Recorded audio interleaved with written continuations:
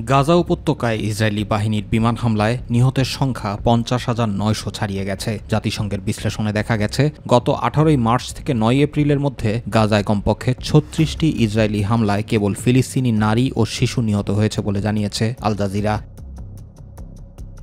এদিকে গাজার স্বাস্থ্য মন্ত্রণালয়ের বিবৃতিতে বলা হয়েছে, গত ২৪ ঘণ্টায় ইসরায়েলি প্রতিরক্ষা বাহিনী আইডিএফের বর্বর হামলায় কমপক্ষে ২৬ জন ফিলিস্তিনি নিহত হয়েছেন ও আহত হয়েছেন ১০৬ জন। ২০২৩ সালের অক্টোবর থেকে গাজায় অভিযান শুরু করে আইডিএফ। সর্বশেষ বৃহস্পতিবার শুক্রবারের হামলার পর গত ১.৫ বছরে উপত্যকায় হাজার হাজার মানুষ নিহতের পাশাপাশি আহত হয়েছেন ১,১৫,৯৮১ জন। এ নিহত এবং আহতদের ৫৬% নারী ও শিশু। অপরদিকে আন্তর্জাতিক সাহায্যকারী সংস্থা রেড ক্রস জানিয়েছে, গাজার মানবিক পরিস্থিতি পৃথিবীর দোজখে পরিণত হয়েছে। সংস্থাটি বলছে, আগামী ২ সপ্তাহের মধ্যে তারা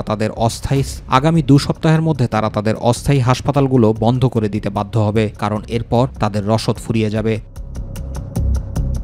জাতিসংঘ ও আন্তর্জাতিক সম্প্রদায়ের পক্ষ থেকে এ পর্যন্ত বেশ কয়েকবার গাজায় সামরিক অভিযান বন্ধের জন্য ইসরায়েলের প্রধানমন্ত্রী বেনিয়ামিন নেতানিয়াহুকে আহ্বান জানানো হয়েছে। ইতোমধ্যে জাতিসংঘের আদালত নামে পরিচিত ইন্টারন্যাশনাল কোর্ট অব জাস্টিসে ইসরায়েলের বিরুদ্ধে গণহত্যার মামলাও দায়ের করা হয়েছে। তবে নেতানিয়াহু স্পষ্টভাবে জানিয়েছেন, হামাসকে পুরোপুরি দুর্বল ও অকার্যকর করা এবং জিম্মিদের মুক্ত করা এই অভিযানের লক্ষ্য এবং লক্ষ্য পূরণ না হওয়া পর্যন্ত অভিযান চলবে গাজায়।